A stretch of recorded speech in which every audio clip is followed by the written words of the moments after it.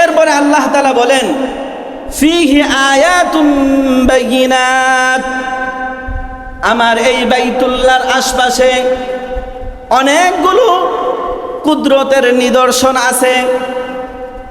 আমার বাইতুল্লাহতে যারা তওয়াফ করতে আসবে, হজ করতে আসবে, এর মধ্যে আমি আল্লাহ তাআলার অনেকগুলো কুদরতের নিদর্শন আছে। আমার বাইতুল্লাহ যখন সে দেখবে, আমার বাইতুল্লাহ এটা একটা কুদরতের নিদর্শন। আমার ঘরের যখন দরজা দেখবে, এই দরজা আমার একটা কুদরতের নিদর্শন। বাইতুল্লাহ থেকে পানি যেই দিক দিয়ে পড়ে মিজাবে বাইতুল্লাহ, ওইটা আমার একটা কুদরতের নিদর্শন। বাইতুল্লাহর পাশে হাজারে আসওয়াদ, এটা আমার একটা কুদরতের নিদর্শন। হাতিমে কাবা একটা কুদরতের নিদর্শন। জমজমের পানি একটা কুদরতের নিদর্শন। সাফা মারওয়া পাহাড় একটা কুদরতের নিদর্শন। এই বাইতুল্লাহতে যারা আসবে, যেদিকে তাকাবে সেদিকে আমার কুদরতের নিদর্শন। যেদের দেখতা হু তু হি তু, যেদিকে তাকাইবা সেদিকেই আমার কুদরতের নিদর্শন, আর ওইগুলা দেখে তোমরা হেদায়েত পেয়ে যাইবা। বাইতুল্লাহর চতুর্পাশে আল্লাহ তাআলা আল্লাহর কুদরতের নিশানাগুলো রেখে দিয়েছে। রাসূল হাদিসে বলছেন, মান মালাকা জাদান আও রাহিলাতান তুবাল্লিগুহু ইলা বাইতিল্লাহ, যেই ব্যক্তি বাইতুল্লাহকে হজ করার সক্ষমতা রাখে, বাইতুল্লাহতে যাওয়ার মতন তার সক্ষমতা আছে, ফামাতা, সে মৃত্যুবরণ করলো, ফালামিয়া হজ্জা, হজ আদায় করে নাই, হজ আদায়বিহীন মৃত্যুবরণ করলো, আল্লাহর নবী বলেন ফালা আলাইহি আইয়ামুতা ইয়াহুদিয়ান আও ওয়ালা নাসরানিয়ান, সে ইহুদি হয়ে মারা যাক অথবা নাসরানি খ্রিস্টান হয়ে মারা যাক, এতে আমার কোনো আপত্তি নাই। রবি এটা বলে নাই যে কোনো মুসলমান মারা গেল নাকি কোনো খ্রিস্টান মারা গেল। রাসূল সরাসরি হাদিসে বলছেন কোনো ইহুদি মারা গেল নাকি খ্রিস্টান মারা গেল এটা আমি জানি না, বাকি আমি নবী এতটুকু জানি কোনো মুসলমান মারা যায় না। কত সাংঘাতিক বিষয়! আমি নবী এটা জানি কোনো মুসলমান মারা যায় নাই। আজকে আমরা মুসলমান, নবী যিনি আমাদের জন্য সারাক্ষণ কান্না করেছেন, রাত্রের সময় নামাজে দাঁড়াইয়া দাঁড়াইয়া নিজের পা মুবারককে ফুলে ফেলছেন, আমাদের জন্য সব সময় কান্না করেছেন, সেই নবী বলছেন আমার কোনো ইমানদার, আমার কোনো উম্মত মারা যায় নাই, একজন বেঈমান খ্রিস্টান কাফের মারা গেছে। বুঝতে পারছি, এই জন্য দিল থেকে শুকর আদায় করি, বলি আলহামদুলিল্লাহ। এই মাস পবিত্র হজের মাস।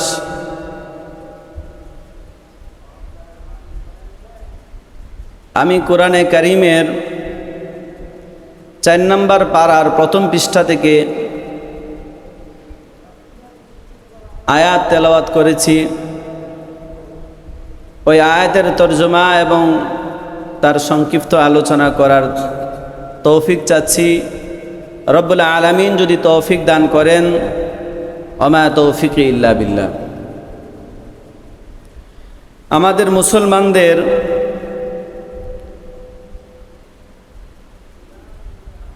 ইসলামের ভিত্তি বা স্তম্ভ যেটা আমরা জানি 5টি জিনিসের উপরে। বিভিন্ন হাদিসের কিতাবে, মুসলিম শরীফ সহ রাসূল আকরাম সাল্লাল্লাহু আলাইহি ওয়াসাল্লাম বলেন যে বুনিয়াল ইসলাম আলা খামসিন, আল্লাহ তাআলা ইসলামকে 5টি স্তম্ভের উপরে স্থাপিত করেছেন। এর মধ্যে এক নাম্বার হলো কালিমা লা ইলাহা ইল্লাল্লাহ মুহাম্মাদুর রাসূলুল্লাহ সাল্লাল্লাহু আলাইহি ওয়াসাল্লাম। 2 নম্বর স্তম্ভের নাম হলো ইকামিস সালাহ, নামাজ কায়েম করা। 3 নম্বর হলো ইতাইজ যাকাত, যাকাত প্রদান করা। 4 নম্বর হলো ওয়াল হজ, হজ করা। আর 5 নম্বর হলো সওমি রমাদান, রমজান মাসের রোজা রাখা। এই ইসলামের এই 5টি ভিত্তির উপরে ইসলামকে স্থাপিত করা হয়েছে, এর মধ্যে সবচাইতে গুরুত্বপূর্ণ যেই বৃত্তিটার ভিতরে বাকি আরো 4টা বৃত্তি একসাথে পাওয়া যায়, সেটা হলো হজ। কারণ এই 5টা বৃত্তিকে প্রথমত 2 ভাগে বিভক্ত করা হয়েছে। একটা হলো এতেকাদি, আর একটা হলো আমলি। এতেকাদি যে বিষয়টা, সেটা হলো কালিমা, জবানে আল্লাহ তাআলা এক এবং মুহাম্মদুর রাসূলুল্লাহ সাল্লাল্লাহু আলাইহি ওয়াসাল্লাম তিনি আখিরি নবী, সেটাকে বিশ্বাস করা, এটা হলো এতেকাদি বিষয়। আর বাকি 4টা হলো আমলি বিষয়। ওই আমলি বিষয়কে আবার 2 ভাগে বিভক্ত করা হয়েছে। একটা হলো বদনী ইবাদত, আরেকটা হলো মালি ইবাদত। বদনী ইবাদত হলো নামাজ আর রোজা। যেই ইবাদতটা পালন করতে আমাদের শরীরের প্রয়োজন হয়, এটা হলো বদনী ইবাদত, নামাজ আর রোজা। আরেকটা ইবাদত আছে যেটা হলো ইবাদতে মালি। যে ইবাদতটা করতে গেলে অর্থের প্রয়োজন হয়, মালের প্রয়োজন হয়, সেটা হলো যাকাত। এই ইবাদতে মালি, ইবাদতে বদনী দুটোটা একসাথে আছে হজের ভিতরে। কারণ হজ পালন করতে গেলে শরীরের যেরকম প্রয়োজন হয়, মাল অর্থেরও প্রয়োজন হয়, সম্পদেরও প্রয়োজন হয়। এই জন্য ইসলামের মধ্যে হজের অনেক গুরুত্ব রয়েছে। কারণ হজ পালন করতে গেলে ওইখানে শারীরিক ইবাদতও পাওয়া যায়, আর্থিক মালি ইবাদতও পাওয়া যায়। এই জন্য হজের গুরুত্ব ইসলামের মধ্যে বেশি। তাছাড়া আমি একটা কথা আপনাদেরকে বলি, এই পুরা কোরআন শরীফের মধ্যে আমরা যে এই হাদিসের মধ্যে শুনলাম যে 5টা জিনিসের উপরে ইসলামের ভিত্তি, এর মধ্যে 1 নম্বর হলো ঈমান। পুরা কোরআন শরীফে কোথাও এমন একটা সূরা নাই যে সূরার নাম রাখা হয়েছে সূরাতুল ঈমান। 2 নম্বর স্তম্ভের নাম হলো সালাত, নামাজ। কোরআন শরীফে এমন কোনো সূরা নাই যে সূরার নাম রাখা হয়েছে সূরাতুস সালাত। 3 নম্বর স্তম্ভের নাম ছিল যাকাত। কোরআন শরীফে কোনো সূরা আল্লাহ স্বয়ং সম্পূর্ণ এমন সূরা নাজিল করে নাই যেটার নাম রাখা হয়েছে সূরাতুজ যাকাত। এর মধ্যে আরেকটা আছে রমজানের রোজা। এই স্তম্ভের নামও আল্লাহ স্বয়ং সম্পূর্ণ সূরা কোরআনে নাজিল করে নাই, যে সূরাটার নাম রাখা হয়েছে সূরাতুর রমাদান। কিন্তু মহান আল্লাহ রাব্বুল আলামিন হজের এত গুরুত্ব, যাহার দরুন আল্লাহ এই কোরআনের মধ্যে একটা স্বয়ং সম্পূর্ণ সূরাই নাজিল করেছেন, যেই সূরার নাম দিয়েছেন সূরাতুল হজ। হজ নামে একটা সূরাই নাজিল করেছেন। তো এতে বুঝতে পারলাম হজ এটা অত্যন্ত গুরুত্বপূর্ণ ইবাদত। ইসলামের মধ্যে হজের বিধানটা অন্যান্য বিধানের গুরুত্ব আছে, তারপরও এর গুরুত্বটা বেশি। তার আরেকটা কারণ হইল হজ এমন একটা ইবাদত যেটা পালন করার জন্য নির্দিষ্ট একটা সময়, একটা মাস, একটা দিন নির্ধারিত আল্লাহ প্রদত্ত। এর বাহিরে অন্য মাসে, অন্য দিনে, অন্য সময়ে, অন্য তারিখে পালন করলে এটা আর আদায় হয় না। যেমন নামাজ কাজা হইলে পরবর্তীতে ওই নামাজ যে কোনো সময়, যে কোনো অক্তে, মাকরু অক্ত ব্যতীত আদায় করতে পারেন। কিন্তু হজ এমন একটা ইবাদত, যেই ইবাদতটা ছুটে গেলে, কাজা হইলে পুরা বছরে অন্য কোনো মাসে, অন্য কোনো সময়ে, অন্য কোনো মাসের তারিখে পালন করা, কাজা করার কোনো সুযোগ নাই। ওইটাকে পালন করতে হইলে আবার 1 বছর অপেক্ষা করতে হবে, ওই তারিখ মাস আসলে আবার পালন করা যায়। এই জন্য হজের গুরুত্ব বেশি। আল্লাহ তাআলা বলেন, আমি হজকে ফরজ করেছি বাইতুল্লাহ কেন্দ্রিক, আমার ঘর কাবা কেন্দ্রিক আমি হজটাকে ফরজ করেছি। কারণ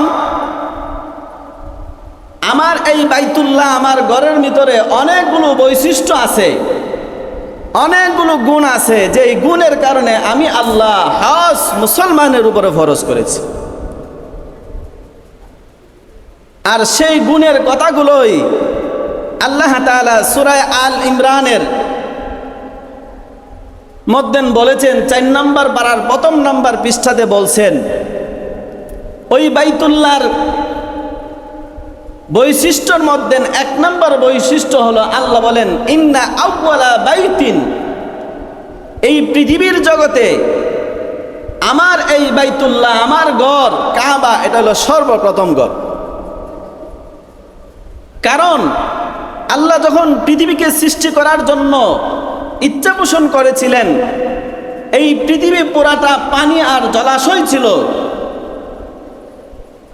বর্তমানে যে জায়গাতে কাবা অবস্থিত, সেই জায়গাটার ওইখানে একটু উঁচু টিলার মতন ছিল। আল্লাহর ইচ্ছা যখন হইলেন জমিন বানাইবেন, তখন ওই জায়গাটাকে আল্লাহ তাআলা একটু নিচু করে দিলেন। আর যেহেতু চতুর্পাশে পানি আর পানি জলাশয়, ওই নিচু হওয়ার কারণে চতুর্দিকের পানি ওইখানে আসতে লাগলেন, পড়তে লাগলেন। আর এটা স্বাভাবিক একটা নিয়ম, উপর থেকে পানি যখন নিচে পড়ে, ওই জায়গাতে কিছু ফেনা ফেনা ভাব সৃষ্টি হয়। যখন চতুর্দিক থেকে পানিগুলো ওইখানে পড়তে লাগলেন, আর আস্তে আস্তে ফেনা ফেনা ভাব সৃষ্টি হইলেন, ওইখান থেকে আল্লাহ তাআলা এই পৃথিবীটাকে, হাদিস শরীফের মধ্যে আসছে, ওই জায়গা থেকে আল্লাহ সুম্মা দুহিয়াতিল আরদ, এরপরে আস্তে আস্তে আল্লাহ তাআলা এই পৃথিবীটাকে সম্প্রসারিত করেছেন, প্রসারিত করে দিয়েছে। এইভাবে পৃথিবীটাকে আল্লাহ তাআলা সৃষ্টি করলেন। সৃষ্টি করার পরে যেহেতু এই পৃথিবীর মূল জায়গা হলো বর্তমানে যেটা কাবা বাইতুল্লাহ, ওই জায়গাটা, এই জন্য আল্লাহ তাআলা মনস্থ করলেন পুরা বিশ্ববাসীর হেদায়েতের জন্য, উপকারের জন্য আমি আল্লাহর পক্ষ থেকে যেই ঘরটা নির্মাণ করব, সেই ঘরটা ওই জায়গাতেই দিব যেটা পুরা পৃথিবীর নাবি বাইতুল্লাহ, আল্লাহর ঘর, আল্লাহ ওইখানে স্থাপিত করলেন। আর এটা হলো পৃথিবীর সর্বপ্রথম ঘর, এর আগে আর কোনো ঘর ছিল না। আদম আলাইহিস সালামকে যখন শ্রীলঙ্কার সরিন্দীপ পাহাড়ের মধ্যে আল্লাহ নিক্ষেপ করলেন, আর আম্মাজান হাওয়া আলাইহিস সালামকে সৌদি আরবের জেদ্দা, যেটাকে বলে বর্তমানে মহাশিল্প এলাকা ওইটা এবং সামুদ্রিক এলাকা, ওইখানে আম্মাজানকে ফালাইয়া দিলেন। ওই শ্রীলঙ্কা থেকে আব্বাজি আসতেছিলেন, আর জেদ্দা থেকে আম্মা আসতেছিলেন। দুজন আয়েশা আরাফার ময়দানে পরিচয় হইলেন। আরাফা মানে পরিচিত, ওই জায়গার মধ্যে যেহেতু 2 জন আয়েশা একজন আরেকজনের সাথে পরিচয় হয়েছে, আর হজের মধ্যে হাজিদের একটা গুরুত্বপূর্ণ জায়গা, মিলনের জায়গা হলো আরাফার ময়দান, ওই জায়গাটার নাম আরাফা হয়ে গেছে। ওইখান থেকে আম্মাজান এবং আব্বাজান দুজন জিবরাইলকে আল্লাহ হুকুম করলেন ওই বাইতুল্লাহর দিকে যাওয়ার জন্য। বাইতুল্লাহতে গিয়ে আল্লাহর হুকুমে আদম আলাইহিস সালাম ওই ঘরটা নির্মাণ করলেন। করার পরে আল্লাহ জিবরাইলকে বললেন, হে জিবরাইল, আমার আদমকে বলো ওই ঘরকে তওয়াফ করার জন্য। জিবরাইল আমিন গেলেন এবং বললেন, আপনি এই ঘরকে তওয়াফ করেন, কারণ আপনার আগে আমরা আরো 4000 বছর আগে এই ঘর তওয়াফ করছি। সুবহানাল্লাহ। এখন আল্লাহ বলছে আপনি তওয়াফ করার জন্য তওয়াফ করছে। এই বাইতুল্লাহ এমন একটা ঘর, যে এই ঘরের নির্মাণের পর থেকে আজও পর্যন্ত 1 সেকেন্ডের জন্য তওয়াফ বন্ধ হয় নাই, কিয়ামতের আগ পর্যন্ত বন্ধ হবে না। ওই বাইতুল্লাহর তওয়াফ আদম আলাইহিস সালাম করার আগে 4000 বছর আগে ফেরেশতারা করেছেন। এই বাইতুল্লাহর তওয়াফ আদম আলাইহিস সালাম করেছেন। এই বাইতুল্লাহর তওয়াফ ইব্রাহিম আলাইহিস সালাম করেছেন। এই বাইতুল্লাহর তাওয়াফ ইসমাঈল আলাইহিস সালাম করেছেন, এই বাইতুল্লাহর তাওয়াফ ইব্রাহিম আলাইহিস সালাম করেছেন, এই বাইতুল্লাহর তাওয়াফ নূহ আলাইহিস সালাম করেছেন, এই বাইতুল্লাহর তাওয়াফ মূসা আলাইহিস সালাম করেছেন, শীশ আলাইহিস সালাম করেছেন, সালেহ আলাইহিস সালাম করেছেন, ইউসুফ আলাইহিস সালাম করেছেন, ইয়াকুব আলাইহিস সালাম করেছেন, সমস্ত জিন্নাতরা করছেন, সমস্ত ফেরেশতারা তওয়াফ করেছেন। সর্বশেষ আমাদের নবী আকায়ে নামদার তাজদারে মদিনা সাইয়্যিদুল মুরসালিন খাতামুন নবিয়্যিন রাহমাতুল লিল আলামিন মুহাম্মদুর রাসূলুল্লাহ সাল্লাল্লাহু আলাইহি ওয়াসাল্লাম করেছেন এই বাইতুল্লাহ। শুধু তাই নয়, নূহ আলাইহিস সালামের প্লাবনের সময় নূহ আলাইহিস সালাম যেই সাথীদেরকে নিয়ে ওই কিস্তিতে উঠছিলেন, ওই কিস্তি পুরা দুনিয়া সফর করার পরে বাইতুল্লাহর কাছে যখন গিয়েছিলেন, ওই কিস্তি ওই বাইতুল্লাহর চতুর্পাশে 7টা চক্কর তওয়াফ করেছিলেন। সুবহানাল্লাহ। শুধু তাই নয়, আমরা অনেক ইতিহাস শুনি তায়েফের ময়দানের, ওই তায়েফ ময়দানটা এটা এখানে ছিল না, এটা আরেকটা জায়গাতে ছিল। ইব্রাহিম আলাইহিস সালামের দোয়ার বরকতে আল্লাহ তাআলা ওই তায়েফ জমিনটাকে বাইতুল্লাহকে 7টা চক্কর লাগাইয়া তওয়াফ করাইয়া ওই তায়েফের মধ্যে ফল ফলাদি যা ছিল সব ভরপুর করে দিয়ে আল্লাহ ওই জমিনটাকে তায়েফে রেখে দিয়েছে। ওই জমিনও বাইতুল্লাহকে তওয়াফ করেছে। এজন্য আল্লাহ বলেন আমি হজ ফরজ করেছি ওই বাইতুল্লাহ কেন্দ্রিক। কারণ এই বাইতুল্লাহ আমার ঘরের অনেক বৈশিষ্ট্য, এর মধ্যে 1 নম্বর হলো আমার ঘর হলো পৃথিবীর প্রথম ঘর। 2 নম্বর বুদিয়া লিন্নাস, আমি ঘরকে নির্মাণ করেছি মানুষের জন্য, মানুষের উপকারের জন্য। কারণ এটা এমন একটা ঘর, আল্লাহ নিজেই সামনে বলতেছেন লাল্লাযী বিবাক্কাতা, আমার এই ঘর যেটা মক্কাতে অবস্থিত, এটাই কাবা, এটাই আমার বাইতুল্লাহ। এটা ব্যতীত, মক্কা বাইতুল্লাহ ব্যতীত অন্য পৃথিবীর অন্য কোনো জায়গায় এর চাইতে যত শ্রেষ্ঠ উৎকৃষ্ট ঘরেই বানাক না কেন, আমার এই বাইতুল্লাহ এটা মক্কাতে আছে, মক্কাতে আসতে হবে। অন্য কোথাও এর চাইতে শ্রেষ্ঠ ঘর যদিও কেউ বানায়, এর আদলে, এর অনুমানে, এর চিত্র অঙ্কন করে যদি অন্য কোথাও বানাই, সেটা আমার বাইতুল্লাহ না।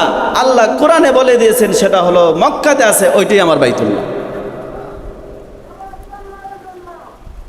এরপরে আল্লাহ বলেন মুবারাকান, আমার এই ঘর বরকতের খাজানা, বরকতের খনি, বরকতের কেন্দ্র। এরপরে আল্লাহ বলেন হুদাল লিল আলামিন, আমার এই ঘর পুরা জাতির জন্য, মানব জাতির জন্য হেদায়েতের কেন্দ্র। এই ঘরে যারা আসবে তারই হেদায়েত মিলে যাবে। এখানে যারা আসবে আখিরাতের ফিকির হয়ে যাবে। এখানে যারা আসবে কবরের কথা তাদের স্মরণ হয়েই যাবে। এখানে যারা আসবে তাদের চোখ দিয়ে পানি পড়তেই থাকবে। এখানে যারা আসবে তাদের হাসর নাসরের কথা তাদের অন্তরে এমনিই জায়গা যাবে। হুদাল লিল আলামিন, এটা মুসলমানদের জন্য হেদায়েতের কেন্দ্র। এরপরে আল্লাহ তাআলা বলেন ফিহি আয়াতুম বাইয়িনাত, আমার এই বাইতুল্লাহর আশপাশে অনেকগুলো কুদরতের নিদর্শন আছে। আমার বাইতুল্লাহতে যারা তওয়াফ করতে আসবে, হজ করতে আসবে, এর মধ্যে আমি আল্লাহ তাআলার অনেকগুলো কুদরতের নিদর্শন আছে। আমার বাইতুল্লাহ যখন সে দেখবে, আমার বাইতুল্লাহ এটা একটা কুদরতের নিদর্শন। আমার ঘরের যখন দরজা দেখবে, এই দরজা আমার একটা কুদরতের নিদর্শন। বাইতুল্লাহ থেকে পানি যেই দিক দিয়ে পড়ে মিজাবে বাইতুল্লাহ, ওইটা আমার একটা কুদরতের নিদর্শন। বাইতুল্লাহর পাশে হাজারে আসওয়াদ, এটা আমার একটা কুদরতের নিদর্শন। হাতিমে কাবা একটা কুদরতের নিদর্শন। জমজমের পানি একটা কুদরতের নিদর্শন। সাফা মারওয়া পাহাড় একটা কুদরতের নিদর্শন। এই বাইতুল্লাহতে যারা আসবে, যেদিকে তাকাবে সেদিকে আমার কুদরতের নিদর্শন। যেদের দেখতা হু তু হি তু, যেদিকে তাকাইবা সেদিকেই আমার কুদরতের নিদর্শন, আর ওইগুলা থেকে তোমরা হেদায়েত পাওয়া যাইবা। বাইতুল্লাহর চতুর্পাশে আল্লাহ তাআলা আল্লাহর কুদরতের নিশানাগুলো রেখে দিয়েছে। এর মধ্যে আল্লাহ নিজে কোরআনে একটা স্পেশাল কুদরতের নিদর্শনের কথা বললেন, মাকাম ইব্রাহিম।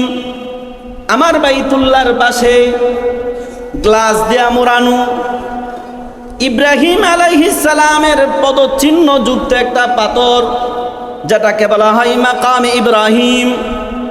আমার কুদরতের নিদর্শনের মধ্যে সেটাও একটা ওই কাবার বাইতুল্লাহর পাশে আছে। ইব্রাহিম আলাইহিস সালামকে যখন আল্লাহ তাআলা বললেন বাইতুল্লাহর ঘর নির্মাণ করার জন্য, তখন জিবরাইল আলাইহিস সালাম জান্নাত থেকে একটা পাথর ইব্রাহিম আলাইহিস সালামকে দিলেন। ইব্রাহিম আলাইহিস সালাম ওই পাথরের উপরে দাঁড়াইয়া আল্লাহর ঘরের কাজের নির্মাণ কাজ করছিলেন। এই পাথরটা একটা স্বয়ংসম্পূর্ণ সক্রিয় লিফট ছিল। ওইটার মধ্যে কোনো বর্তমান যুগে লিফট চলার জন্য যত বৈদ্যুতিক প্রয়োজন ছিল কিচ্ছু দরকার হয় না। ওইটা একটা অটু সক্রিয় স্বয়ংক্রিয় একটা লিফট ছিল। ইব্রাহিম আলাইহিস সালাম যতটুকু উঁচা হওয়ার দরকার এটা অটুই উঁচা হয়ে যাইতেন, যখন নিচু হওয়ার প্রয়োজন হয়তো নিচু হয়ে যাইতেন। এই পাথর আল্লাহ তাআলার কাছে আবেদন করলেন, আল্লাহ আমার একটা আবদার, একটা আবেদন, আপনার বন্ধু, আপনার খলিলুল্লাহ, আপনার বন্ধু আমার পাথর, শক্ত পাথর উপরে দাঁড়াইয়া দাঁড়াইয়া আপনার এই মহামূল্যবান ঘর নির্মাণ করতেছে। আমার একটু ইচ্ছা আপনি আমাকে একটু নরম করে দেন, একটু কাদার মতন করে দেন, আমি আমার বন্ধু আপনার দোস্ত মুহাম্মদ সাল্লাল্লাহু ইব্রাহিম আলাইহিস সালামের পদচিহ্নটা আমার গায়ে একটু লাগাই। আল্লাহ বললেন যাও পাথর আমি তোমাকে নরম করে দিলাম। পাথর নরম হয়ে কাদার মতন হয়ে গেলেন। ওই পাথরের মধ্যে ইব্রাহিম আলাইহিস সালামের পদচিহ্ন লেগে গেল। আজও পর্যন্ত ৬০০০ বছর হয়ে গেল, এখনো ওই পাথরটার ইব্রাহিম আলাইহিস সালামের পদচিহ্ন ঝলমল করতেছে। সুবহানাল্লাহ। এই পাথর মাকাম ইব্রাহিম, ইব্রাহিম আলাইহিস সালামের পদচিহ্নযুক্ত পাথর।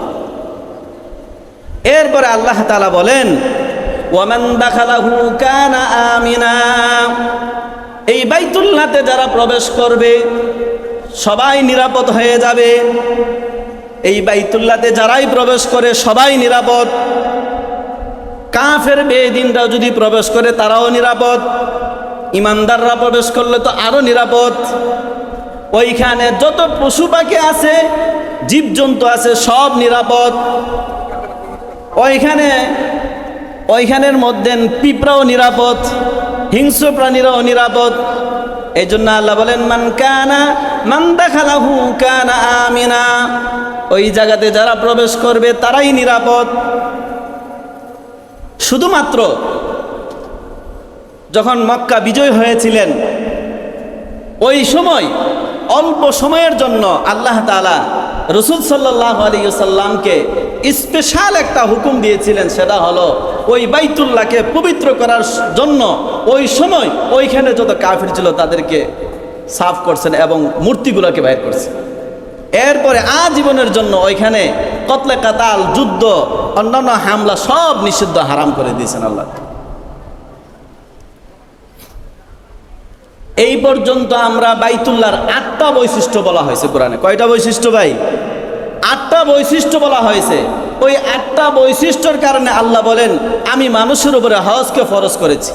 এর মধ্যে ১ নম্বর বৈশিষ্ট্য হলো এই ঘর প্রথম ঘর। ২ নম্বর বৈশিষ্ট্য হলো এটা আমি মানুষের জন্য বানিয়েছি। ৩ নম্বর বৈশিষ্ট্য হলো এটা বরকতের কেন্দ্র। ৪ নম্বর বৈশিষ্ট্য হলো এটা মানব জাতির হেদায়েতের কেন্দ্র। ৫ নম্বর হলো এটার আশপাশে আমি আল্লাহ অনেক কুদরতের নিদর্শন রাখছি। 6 নাম্বার হলো সেখানে মাকামে ইব্রাহিম আলাইহিস সালামের পদচিহ্নযুক্ত পাথরও রাখছি। 7 নাম্বার হলো ওইখানে যারা প্রবেশ করবে তারা সবাই নিরাপদ হয়ে যায়। এই 8টা বৈশিষ্ট্যের কারণে আল্লাহ তাআলা হজ মুসলমানদের উপর ফরজ করেছে। এই জন্য আল্লাহ বলেন ওয়ালিল্লাহি আলান নাসি হিজ্জুল বাইতি মান ইসতাতা ইলাইহি সাবিলা। আল্লাহর সন্তুষ্টির জন্য এই বাইতুল্লাহকে তওয়াফ করার জন্য হজের উদ্দেশ্যে ওই ব্যক্তির উপরে যেই ব্যক্তি তার স্বদেশ থেকে বাইতুল্লাহ পর্যন্ত আসা যাওয়া এবং ওই সময়ে তার পরিবারের খরচ আদি বহন করার সক্ষমতা যার আছে ওই ব্যক্তির উপরে আমি আল্লাহ হজ ফরজ করে দিলাম। কথাটা হলো এটা, আপনি আমার বসতি বাড়ি যেই বিটাতে আমরা থাকি, এই বিটা ব্যতীত আপনি আমার যে কারো যদি এতটুকু সম্পদ থাকে, হজে যাওয়া আসা ওইখানে থাকা এর খরচ বহন করার সক্ষমতা আপনার আছে এবং আপনি যখন হজে চলে যাবেন ওই সময় আপনার ফ্যামিলিদের খরচ, তাদের ভরণ পোষণ, ছেলে মেয়ে বউ বাচ্চার টাকা খাওয়া এবং তাদের খরচ আদি যা আছে সব বহন করার যদি সক্ষমতা থাকে তাহলে আপনার উপর হজ ফরজ। কথার কথা, একজন ব্যক্তির 10 শতক জমিন আছে এই ঢাকাতে, তার বসত বিটা বিদিত যে বাড়িতে সে থাকে ওই 10 শতক জায়গা থেকে 2-3 শতক জায়গা যদি বিক্রি করে তাহলে ওই হজে যাওয়া আসা এবং তার সন্তানাদির ভরণ পোষণের টাকা হয়ে যায়। বাকি তো 7 শতক জায়গা তার আছেই, হজ থেকে আসার পরে সে চলতে পারবে এমন যদি সক্ষমতা কারো থাকে তার উপর হজ ফরজ।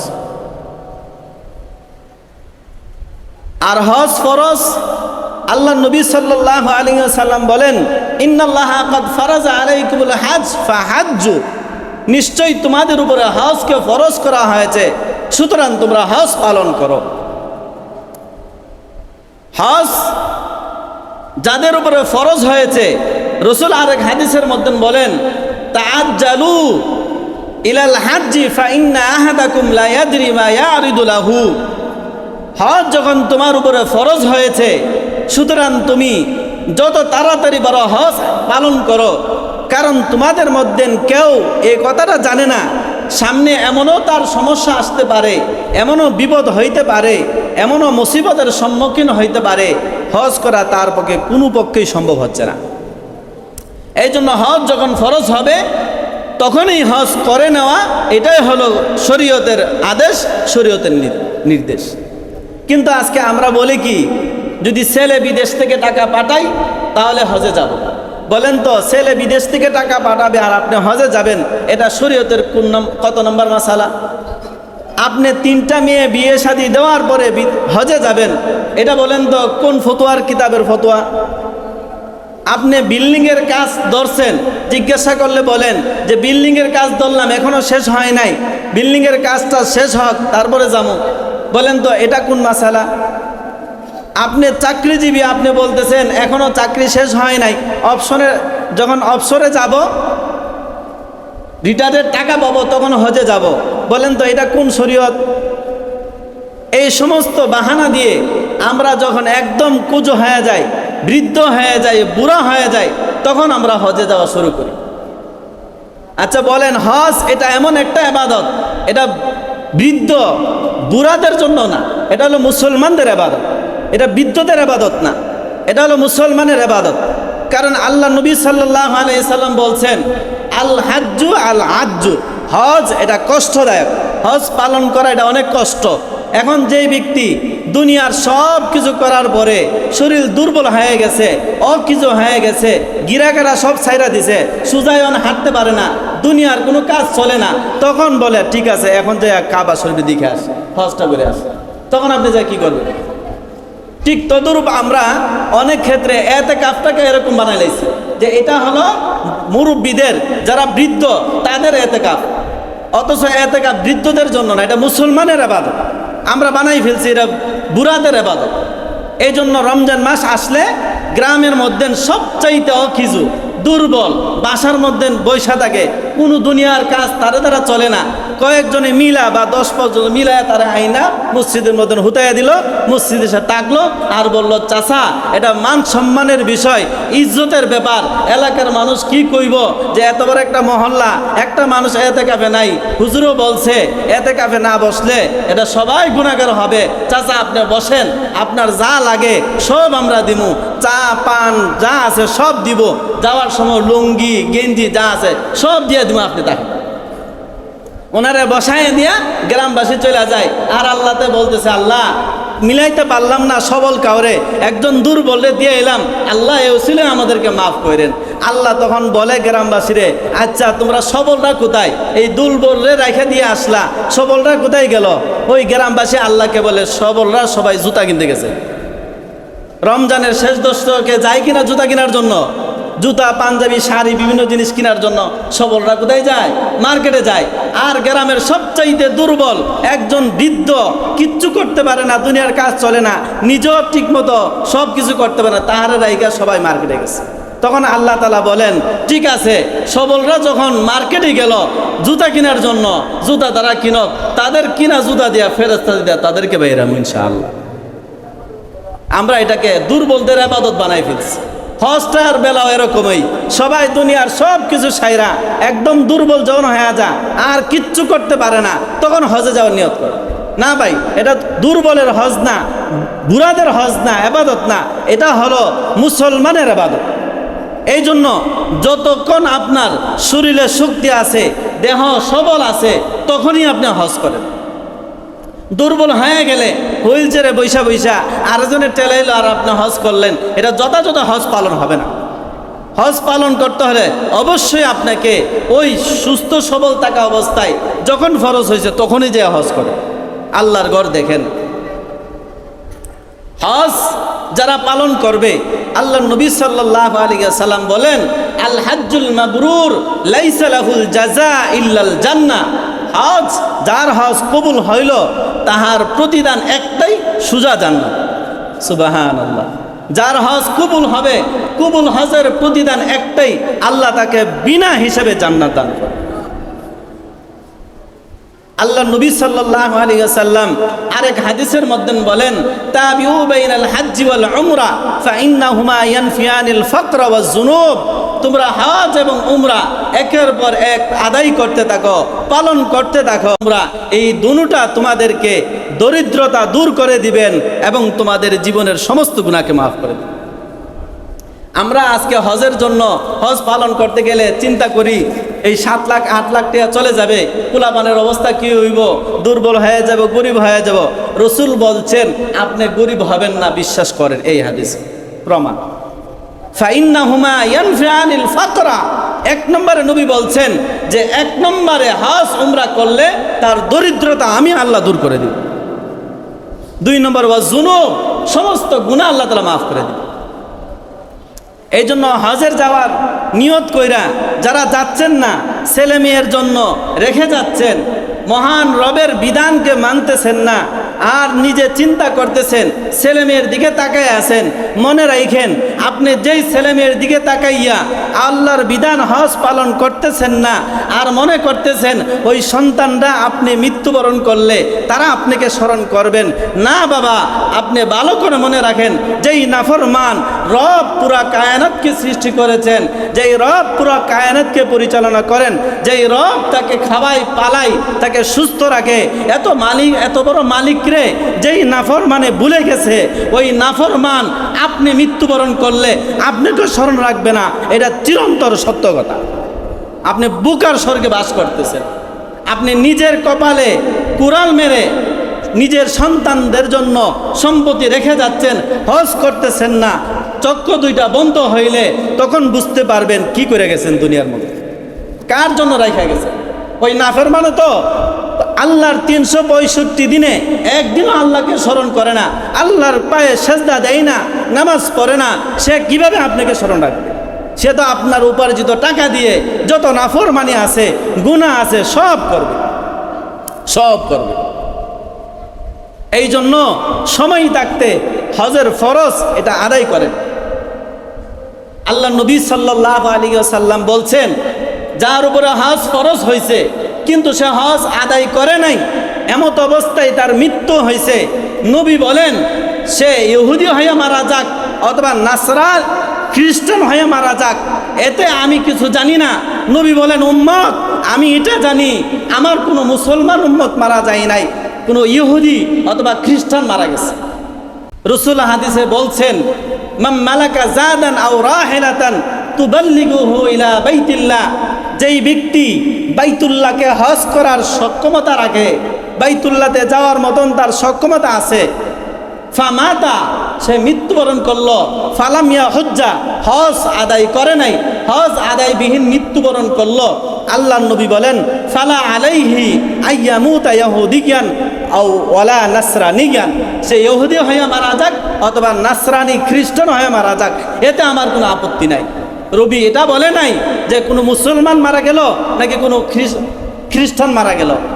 রাসূল সরাসরি হাদিসে বলছেন কোনো ইহুদি মারা গেল নাকি খ্রিস্টান মারা গেল এটা আমি জানি না, বাকি আমি নবী এতটুকু জানি কোনো মুসলমান মারা যায় না। কত সাংঘাতিক বিষয়! আমি নবী এটা জানি কোনো মুসলমান মারা যায় নাই। আজকে আমরা মুসলমান, নবী যিনি আমাদের জন্য সারাক্ষণ কান্না করেছেন, রাত্রের সময় নামাজে দাঁড়াইয়া দাঁড়াইয়া নিজের পা মুবারককে ফুলে ফেলছেন, আমাদের জন্য সব সময় কান্না করেছেন, সেই নবী বলছেন আমার কোনো ইমানদার, আমার কোনো উম্মত মারা যায় নাই, একজন বেঈমান খ্রিস্টান কাফের মারা গেছে। এই হজ যারা আদায় না করে তাদের এত বড় কঠিন কথা আল্লাহ নবী সাল্লাল্লাহু আলাইহি সাল্লাম বলছেন। এখন আমরা আমাদের কথা বললাম, এতটুকু এই পর্যন্ত আমি দুইটা বিষয় আপনাদেরকে বললাম। একটা হলো হজ, এটা একটা ফরজ বিধান। বলেন হজ কি নফল? হজ কি সুন্নত? হজ কি মুস্তাহাব? না না, হজ এটা ফরজ, এটা ফরজ ইবাদত, এটা ফরজ, যাদের উপরে সক্ষমতা আছে তাদের উপর এটা ফরজ। দ্বিতীয় নম্বর কথা বললাম, যারা হজ পালন করলো না, হজ ফরজ হওয়ার পর আদায় করলো না, নবী তো এই কথাটা বলছে আমার কোনো ইমানদার উম্মত মারা যায় নাই, কোনো কাফের খ্রিস্টান মারা গেছে। এতটুকু কথা তো বুঝছেন? এতটুকু কথা বুঝার পরে যদি পালন করেন ভালো, আমাদের কথার প্রতি খেয়াল করেন ভালো, আর যদি বলেন আপনাদের কথার পাত্তা দেওয়ার কোনো দরকার নাই, তাহলে শুনেন আল্লাহ কি বলে। আমাদের কথা যদি পাত্তা না দেন, আল্লাহ বলতেছে পাত্তা না দেওয়ার ফলটাকে দেখেন। ফামান কাফারা, যেই ব্যক্তি আমার এই হজের ফরজকে পাত্তা দিল না, হজ ফরজ হওয়ার পরে পালন করলো না, হজে যাইল না, হজ না করা বিহীন মৃত্যুবরণ করলো, আল্লাহ তাআলা বলেন ফাইন্নাল্লাহা গানিয়ুন আনিল আলামিন, আল্লাহ বলেন বান্দা আমি হজ তোমার উপরে ফরজ করেছিলাম, তুমি হজ করো নাই, মৃত্যুবরণ করছো, এতে আমার কোনো আপত্তি নাই, এতে আমার কোনো আক্ষেপ নাই। কারণ তুমি যদি আমার ঘরে বাইতুল্লাহতে আইসা হজ করো, এত আমার ঘর দামি, আর যদি হজ না করো এত আমার ঘর দামি। পুরা পৃথিবীর মানুষ যদি আমার ঘরের মধ্যে আইসা হজ করে, এত আমার ঘর দামি, আর যদি পুরা পৃথিবীর কেউ বাইতুল্লাহতে হজ করতে না যায়, আল্লাহ বলেন এত আমার ঘর দামি। ফাইন্নাল্লাহা গানিয়ুন আনিল আলামিন, কারণ আমি আল্লাহ পুরা দুনিয়া থেকে বেমুখ, আমি পুরা দুনিয়ার মুখাপিকি না, বরংস তোমরাই আমি আল্লাহর মুখাপিকি। এই জন্য আল্লাহ বলেন যে এই হজ পালন করার জন্য তোমরা আসলো আমার ঘর দামি, না আসলো আমার ঘর দামি, কারণ আমি তো আল্লাহু আকবার, আমি সব জিনিস থেকে বড়। আল্লাহ তাআলা আকবার, বড় বলেন কখন কখন, কতদিন? না সব সময়, না আজকের জন্য শুধু বড়? আল্লাহ তাআলা সব সময়, সব দিনের জন্য, সব কালের জন্য। আল্লাহ তাআলা বলেন কোন বান্দা যখন বলে আল্লাহু আকবার, আল্লাহ আপনি বড়, তখন আল্লাহ বলেন বান্দা আমি তো তুমি বললো বড়, না বললো বড়, যেহেতু তুমি বললা আমি বড়, সুতরাং আমি আল্লাহ তোমাকে বড় বানাই দিলাম। বান্দা যখন বলে সুবহানাল্লাহ, আল্লাহ আমি আপনার পবিত্রতা বর্ণনা করলাম, আল্লাহ বলে বান্দা তুমি আমার পবিত্রতা বর্ণনা করলা, তুমি করলো আমি পবিত্র, না করলো পবিত্র, যেহেতু তুমি আমার পবিত্রতা বর্ণনা করেছ, যাও আমি আল্লাহ তোমাকে পবিত্র করে দিলাম। এই জন্য হজ আমাদের পালন করতে হবে যাদের উপরে ফরজ হয়েছে। আর হজ ছাড়া যখন আমরা মৃত্যুবরণ করব, এই ভয়ানক শাস্তির সম্মুখীন আমাদেরকে হতেই হবে। এই জন্য এই সমস্ত অজুহাত দেখাইয়া নিজেকে দুর্বল বানাইয়া হজবিহীন মৃত্যুবরণ করাটা এটা কোনো মুসলমানের কাজ হইতে পারে না, কোনো ইমানদারের কাজ হইতে পারে না, রসুলের খাঁটি আশেক যারা তাদের কোনো কাজ হইতে পারে না। এই জন্য হজ করে আমাদের মৃত্যুবরণ করতে হবে। আজকে দুনিয়ার কত জায়গা, কত কিছু দেখার জন্য আমরা আমাদের দিলের মধ্যে আকাঙ্ক্ষা, আক্ষেপ, অনেক সময় আমরা বলি যে হারে মনটার ভিতরে অনেক একটা আশা ছিল, জীবনে যদি একবার কক্সবাজার যাইতে পারতাম আর ওই জায়গাটা যদি দেখতে পারতাম, অথবা বুরুজ আল খলিফা ওইখানে যদি যাইতে পারতাম, নেপাল যদি যাইতে পারতাম, বিভিন্ন দেখার স্পট যেখানে আনন্দ বিনোদনের জায়গা, ওই জায়গাগুলি যদি দেখতে পারতাম, আক্ষেপ করে ওই বিনোদনের জায়গাগুলো দেখলে ঈমান নষ্ট হয়। কারণ বর্তমানে যত বিনোদনের স্পট আছে, ওই স্পটগুলোর মধ্যে যদি এক সপ্তাহের জন্য, কেবল এক সপ্তাহের জন্য যদি ওই বিনোদন কেন্দ্রের মধ্যে নারী বিডি যাওয়া নিষেধ করে দেওয়া হয়, ওই বিনোদন কেন্দ্রগুলোর মধ্যে লাল বাতি ধরবে। কথা বলেন ঠিক না? ওই বিনোদন কেন্দ্র যদি এক সপ্তাহের জন্য কোনো বিডি মানুষ প্রবেশ করা নিষেধ করে দেওয়া হয়, তাহলে ওই বিনোদন কেন্দ্রগুলোর মধ্যে লাল বাতি ধরবে। যেমন কক্সবাজারে যদি এক সপ্তাহের জন্য ওইখানে নারী গমন নিষেধ করা হয়, দেখবেন কক্সবাজারের সমস্ত ব্যবসায়ীদের ব্যবসার মধ্যে লাল বাতি ধরবে। জিজ্ঞাসা করেন লাল বাতি কেন? ব্যবসা যে লাল, ব্যবসা লাল হয়ে গেছে, এই জন্য লাল বাতি ধরবে না তো হলুদ বাতি ধরবে নাকি? কারণ ওইখানে আর বিধি নাই। এজন্য আমরা অনেক সময় বলি, আমরা বড় যারা জেনারেল অথবা বড় যুবক যারা আছে, বড় বড় মোবাইল আমরা যারা ব্যবহার করি, ওই মোবাইলগুলোর মধ্যে যদি এক সপ্তাহের জন্য কোনো দিকটা যত টিভাই টিপছে, কোনো দিকটা একটাও নারীর ছবি আসে না, পুরাটা সপ্তাহ টিপছে, কিন্তু কোনো সপ্তাহে কোনো দিক দিয়ে একটা নারীর ছবি আসে না। সব যুবকরা দেখবেন এই মোবাইল দিয়া কটকটি খাবে। কারণ কেন? এটা চলে না, কেন? ওই বিডিজে নাই। এক সপ্তাহ, শুধু এক সপ্তাহ সব মোবাইল অচল হয়ে যাবে। আর বলবে এটা চলে না, কারণ এখানে তো বিডির ছবি আসে না। তো এই জন্য যত বিনোদন কেন্দ্র আছে, সবচাইতে শ্রেষ্ঠ দুনিয়া এবং আখিরাতের সফলতার জন্য একটাই জায়গা, সেটা হলো বাইতুল্লাহ। ওই বাইতুল্লাহর ঘর তওয়াফ করার জন্য নিজের শোক, নিজের আক্ষেপ দিয়া ওইখানে যাওয়ার জন্য চেষ্টা করেন। দুনিয়ার কত জায়গায় তো দেখলেন, ওই জায়গাটা একটু দেখেন। বলছে ওইখানে গেলে হুদাল্লিন নাস হুদাল্লিল আলামিন মুবারাকান, এই যে 8টা বৈশিষ্ট্য এখানে আল্লাহ তাআলা বললেন, এই বৈশিষ্ট্যর কারণে আল্লাহ তাআলা হজ আমাদের উপর ফরজ করছে। এই জন্য কবি বলে, সাহেল সে লাগেগা কবি মেরা সফিনা বি, देखेंगे कभी शौक से मक्का ও মদিনা। কবি বলেন, কখন আমার ভালোবাসার নৌকা তরি ভিড়বে ওই মক্কা মদিনায়, আর আমি আগ্রহের সাথে ভালোবাসা নিয়ে শোক দিয়ে দেখব মক্কা এবং মদিনা। এজন্য ভালোবাসা, ওই মক্কা মদিনার প্রেরণা, মক্কা মদিনার এশক আমার দিলের ভিতরে থাকতে হবে। আল্লাহ নবী ইব্রাহিম আলাইহিস সালাম কে আল্লাহ তাআলা বলছিলেন, হে নবী, নূহ আলাইহিস সালাম প্লাবনের পরে যখন ওনাকে ওই ঘর নির্মাণ করার জন্য বলছিলেন, শেষ কাজ, তখন বলছেন, নবী আপনি পুরা বিশ্ববাসীকে ঘোষণা দেন, ওয়া আযযিন ফিন নাস বিল হজ, হজের সম্পর্কে আপনি ঘোষণা দেন। হযরত ইব্রাহিম আলাইহিস সালাম তাফসীরে ইবনে কাসিরের মধ্যে আছে, তিনি মাকামে ইব্রাহিম অথবা জাবালে কুবাইসের মধ্যে দাঁড়াইয়া ওই কানে হাত দিয়ে চতুর্পাশে ঘুরে ঘুরে ওই হজের এলান করেছিলেন। ইব্রাহিম আলাইহিস সালাম আল্লাহকে বলছিলেন, আল্লাহ এখন তো এই জায়গায় কোনো মানুষ নাই, আমার এলান কে শুনবে? আল্লাহ বলেন, ইব্রাহিম বললাম আমি, পৌঁছানোর দায়িত্ব আমার, তুমি শুধু ঘোষণা করে দাও।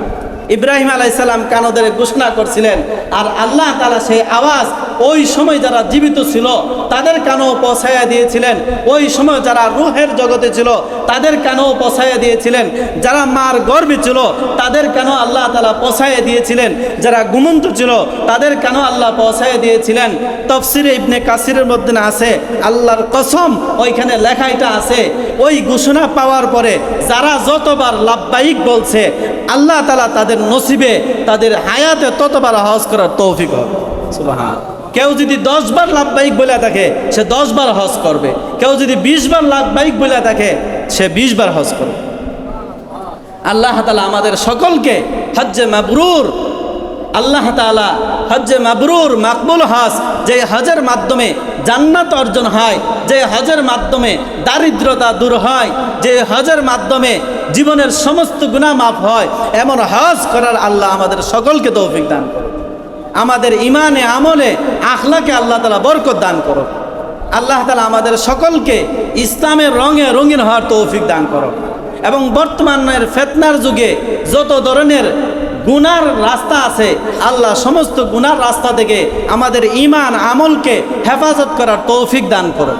বিশেষ করে যুব সমাজকে আল্লাহ তাআলা এই দ্বীনের কাজ করার জন্য বাধা হয় এমন যত কাজ আছে, অশ্লীল বেহায়াপনা সবগুলা থেকে হেফাজত করে দ্বীনের দিকে, ইসলামের দিকে, নামাজের দিকে আসার তৌফিক দান করুন। আল্লাহ তাআলা আমাদেরকে এই আলোচনার উপরে আমল করার তৌফিক দান করুক। আল্লাহর ঘর মসজিদ, আপনারা জানেন এই মসজিদের মধ্যে নির্মাণ কাজ চলে।